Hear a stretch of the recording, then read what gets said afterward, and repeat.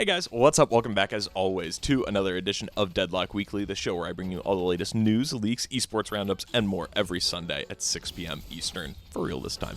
If you want to stay in the loop, make sure to subscribe. And so guys, the big thing on our docket this week is the new hotfix that came out just this past Friday. And Yoshi put this hotfix in the thread under the July 29th patch on the forums, which, if you recall, that was the big original balance patch that changed the Rejuvenator into the multiple crystal iteration, and I think Yoshi is still putting this under the July 29th patch because, if I'm honest guys, I think they probably think that they made a mistake changing the Rejuvenator to that multiple crystal version and are trying to rectify that while also still changing it in a substantial way, because I don't think they were happy with the prior stealable version either. I also think people are having a more difficult time adjusting to the map changes, being fewer vents and teleporters around the map than Valve thought that they would. I think Valve probably want to sort out this update, the meta in general, before they drop these new heroes on us, which is why they're linking these subsequent hotfixes back to that 729 patch on the forums, which is generally what Yoshi does when features are in flux like this and they're sorting balance out, albeit it is rare.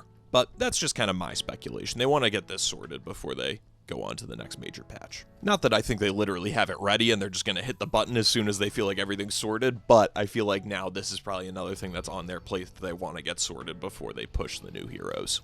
And so, into the meat and potatoes of the update, the Rejuve is back to a single crystal, but now it can be meleeed multiple times, and it gives a charge to the team for each time that it's heavy meleeed. So one team heavy melees it twice, you get 2 charges. The other team melees it once, they get 1 charge. And the way that it actually functions in-game, it has a very similar to effect that, if you recall a few months ago, someone found this crystal cracking effect applied to the bridge buff crystals.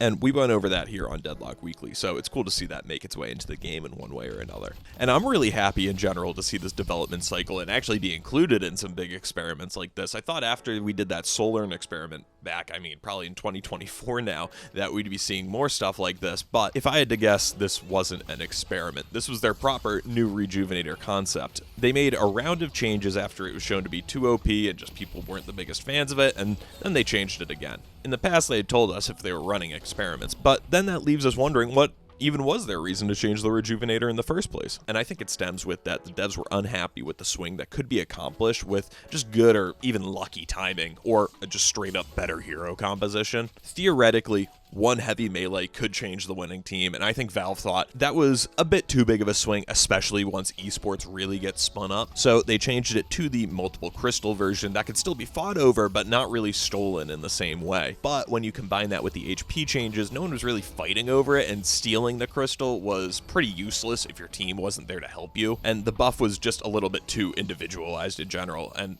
one team with essentially 10 lives. It was just all in all too much. And so now we have this version, which is much more team-based and probably better overall. Maybe not as fun on an individual level, but much better for healthy team play. Then guys, we also had Viper get nerfed in this update, and it was nerfs across the board to the gun cycle time, the slither stats, you name it. But one thing that I found very interesting is that she also got a bigger hitbox, and maybe this is the biggest nerf to her. She's obviously still really difficult to hit, but it's not an insignificant size increase. And in a game with so many shotgun heroes, I think you can easily see her taking thousands of extra points of damage a game from just this alone. And Valve cited this as fixing, quote unquote, her hitbox, which I find it funny. Was it broken before or something? Or just way too small? Either way, it's fixed now. And then Shiv got a little bit of a buff. I've seen people complain about Shiv again this weekend, and frankly, I haven't run into the same issues quite yet, but this may be a situation like on Wednesday earlier this week where I just hadn't run into any Vipers yet. But if I'm honest though, I'm kind of burnt out complaining about Shiv. At this point, it's clear that Valve don't have plans to majorly shake him up in the current meta, and so I want to see what the situation or the I have this written down here and it's difficult.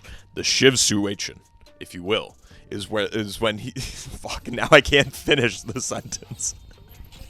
The Shiv situation, if you will, is when heroes like Frank are on the roster and we can have the tanks just actually fight each other, as opposed to these team comps where at this point, we can all see the clear issues when Shiv can just slice and dice his way through Vindicta, Wraith, Talon, and then Abrams is the one guy off somewhere else for some reason and he can't help you fight him.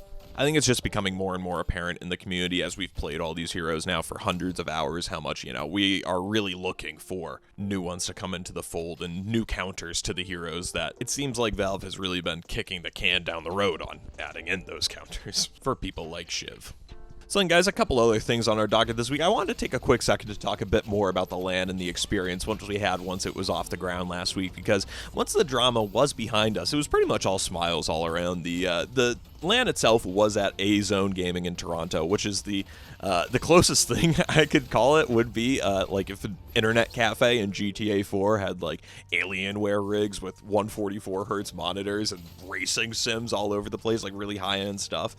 The room that we were in, it was like a long rectangle, and it was cut down the middle lengthwise. One side was all the spectators looking one way, and the players were looking the other way. All in one, it's big enough, but for 30, however many people were in there, it was pretty small. And I mentioned this earlier, but I hope the people who attended this event, and if there are similar ones in the future, those as well, realize just how unique an experience it was to be in such close quarters with the players. Is that I have to guess a lot of you guys see a future where Deadlock tournaments, we're playing them in arenas and players come in through separate entrances in the back. We are not going to be staying in the current reality of one of the best players in the world handing you a paper plate to get your pizza. And so I hope everybody just appreciates the smallness of this community while it lasts, even outside of, like LAN events like that. You run into the same people in your games. I think that's cool, and it's not going to last forever. And then, guys, the major update watch is back. I certainly don't expect the update to come out this week, but if we go back to Yoshi's message on July 24th on the status of the update, specifically how far away the release is, quote, sometime still. I'd say 17 days, which is how long it's been by now, or into the 20s later this week would certainly classify as sometime. How long sometime specifically is, obviously that's left vague for a reason, but we totally could still be weeks away, but we've officially entered into the window of what sometime is, and it officially could be any day now. So the eager waiting is upon us again. Jumping into win rates weekly this week, guys, and more than most weeks, you can see a clear story on the chart here. We've had a pretty big meta shift with this balance patch. Split pushers are being rewarded more than ever, and with mobility tools reduced on the map in my rank, people still cannot rotate effectively or really at all, and the strength of gun heroes who can melt objectives are just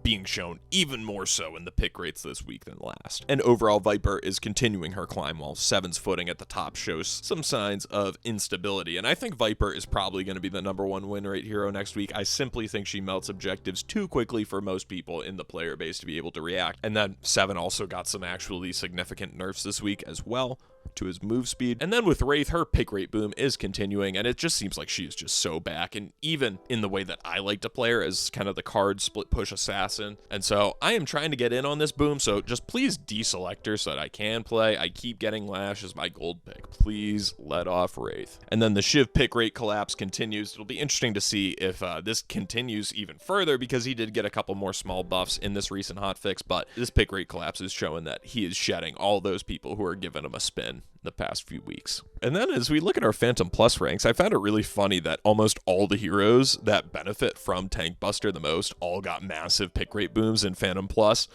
Paradox, Lash, Talon, they're all seeing big increases. It also does seem like, even anecdotally, Talon is kind of back. Between the Tank Buster and the ult cooldown reductions, I've seen him back on the menu, which, hell yeah. And I see why they're getting a big boom again. These Tank Buster heroes feel just really great to play now. You can do some huge damage as just burst characters, which is just so awesome, because that's an awesome way to play this game. Super fun, especially on the Lash. Then, guys, finally some great news on the tournament roundup. We got some great stuff on Deadlock Night Shift, which is formerly Fight Night, just as a reminder. And this actually came out right before the video that dropped last Sunday. Definitely last Sunday, went live. We got some more info on Night Shift, and we really can see that it is just a complete carryover from Fight Night. It's all the same teams, even the same champions are carrying over from that most recent Fight Night, probably about a month ago now. And the fact it's this clean a transition, even acknowledging the old product, makes me think, notice how we're no longer sponsored by Intel here, that Intel in one way or another owned the Deadlock Fight Night branding, and they wanted to pull the plug given that Deadlock is pretty, well, dead in comparison to Intel's normal business dealings and sponsorships. So on August 13th, we go back to our familiar Challengers versus Champions format. Virtus Pro and OneWin will be battling for the Challenger spot against Abrahams, and Valhalla and PKP will fight for the Challenger spot against Hydra Nation in North America. And that's going on this Wednesday at 4 p.m. Eastern Standard Time is when Europe starts. North America's after that. And then, guys, Deadlock Deathmatch by Dead Air also kicked off this weekend. The first Open qualifier took place on Friday with Lodos as the champion for the Open qualifier, defeating Hydra Nation. You can keep up with that tournament on Dead Air's YouTube page and on their Discord server. Obviously, we'll keep going over it here as it continues to spin up. And then, guys, let's talk some Deadlock. Our first comment comes from Wind Falcon, who said, use StatLocker for hero win rates and lock it per patch. And I'm completely with you here. I would love to use StatLocker, but the way that I actually make the win rates weekly graphic is overlaying just a lot of screenshots and random things in Photoshop, and TrackLocker lets you look at the whole roster on one big page, but StatLocker only shows you 3 heroes at a time. I much prefer StatLocker, but the difference in win rates between the websites is tenths of percentage points, if even that. So while StatLocker is quote-unquote better and certainly a more useful tool just in general, using it would literally quadruple the amount of time it takes to make that graphic, which honestly, when the difference is a tenth of a percent, it's just honestly not worth it. And so that's why we use TrackLocker here. If StatLocker, though, were to, per se, make it so that you can look at the entire roster on one, I'll be switching over the week that happens. Then our next comment comes from Addy Wynn, who said, I'm sure many of us have heard the high-level response to Viper is OP is don't let the game drag on that long. I'd just like to take a moment to defend the low-level players. They're trying to have fun. Skill issue is not a viable argument against that. It genuinely takes the fun out of this game to use all your cooldowns on a Snake whose primary ability has no cooldown, and the time of the game should never make that okay. And I agree, but I also don't think that Viper dominating is a quote-unquote skill issue. Her win rate goes up the higher the rank is. Sure, maybe she doesn't have as many 20 kill games in Eternus, but the game currently benefits her, the structure of it, more than almost any other character. At the same time, though, if Viper is dumping 5 bullets a second into you and you don't buy metal skin or bullet resistance in one form or another, it's not really on the game to give you extra tools. Her strength comes from her ability to shred objectives, not really from how OP she actually is. And then from Throwaway Detective 9080, the rotate change is definitely kind of bad, but it has me feeling like maybe there's a huge map change coming with the major update. I'm with you here. I bet we are going to have at least one hero with a new global ult incoming. And I mentioned this a few weeks ago, but I'm shocked we haven't seen more significant changes to the map made since the map change happened. Like almost nothing, and almost nothing significant other than making it harder to move around or removing teleporters and things like that, which I'm a fan of most of the teleportation removers, just not the recent ones. So I expect there to be some type of major shakeup to the map coming at some point, because there's just no way that Valve got it right the first try. This isn't the case for a single thing in this game, or that shut my mic off in the middle of it, or that anybody does ever. And then I'm going to try and get this right first try. I'm going to say it's pronounced Oceans.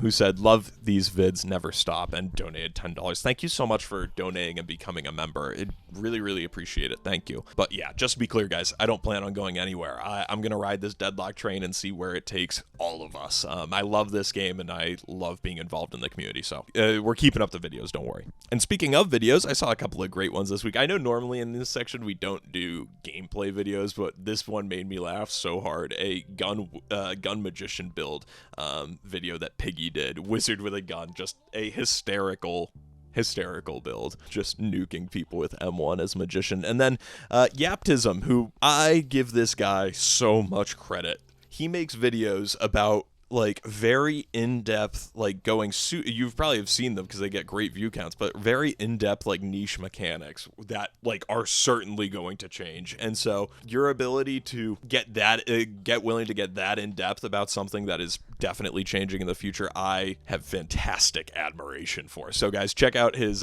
new video, Instantly Reload using Disarm, shorter than his normal ones, and yeah, great stuff per usual. And then guys, that's all I got for you this time. If you enjoyed the video, make sure to subscribe, and if you want to catch me on a live stream or something, follow me over on Twitch. And yeah, thank you so much to the members. Thanks so much to Oceans for joining up this month. And yeah, guys, I hope you have a fantastic week, and I will see you again next weekend, or maybe much sooner. Maybe. Peace.